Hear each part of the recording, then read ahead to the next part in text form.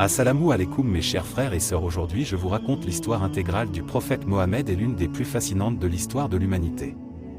Mohammed est né en 570 dans la ville de la Mecque en Arabie, où il a passé la majeure partie de sa vie. Sa famille faisait partie de la tribu des Quraysh, une des tribus les plus puissantes de la région. À l'âge de 40 ans, Mohammed a reçu sa première révélation divine alors qu'il se retirait pour prier dans une grotte sur le mont Hira, à l'extérieur de la Mecque. Il a été choqué par cette expérience, mais bientôt il a commencé à prêcher la parole de Dieu aux gens de son entourage. Au début, il a eu peu de succès, mais au fil du temps, sa réputation a commencé à grandir et de plus en plus de gens se sont rassemblés pour l'écouter. Cela a créé un conflit avec les dirigeants de la ville qui se sentaient menacés par son message. En 622, Mohammed a quitté la Mecque pour la ville de Médine dans un événement connu sous le nom de l'Hégire. Cela a marqué le début de l'ère islamique et de la formation de la première communauté musulmane.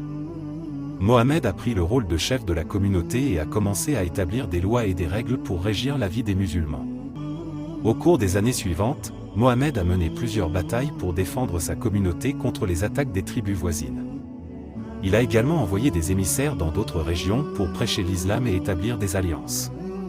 En 630, Mohammed est retourné à la Mecque avec une armée de 10 000 hommes et a conquis la ville sans effusion de sang. Il a ensuite purifié la Kaaba, le sanctuaire le plus sacré de l'islam, de ses idoles païennes. Après la conquête de la Mecque, Mohammed a continué à étendre son influence dans la région. Il a envoyé des émissaires dans toute l'Arabie pour prêcher l'islam et établir des alliances avec d'autres tribus.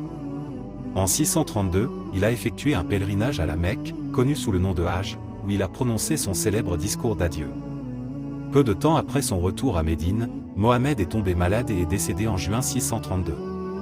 Sa mort a provoqué une grande tristesse parmi ses disciples et la communauté musulmane dans son ensemble. Cependant, son message a survécu et s'est répandu à travers le monde, faisant de l'islam l'une des plus grandes religions au monde. Merci d'avoir suivi la vidéo jusqu'à là et n'oublie pas de vous abonner pour m'encourager à produire plus de vidéos d'histoire. Assalamu alaikum.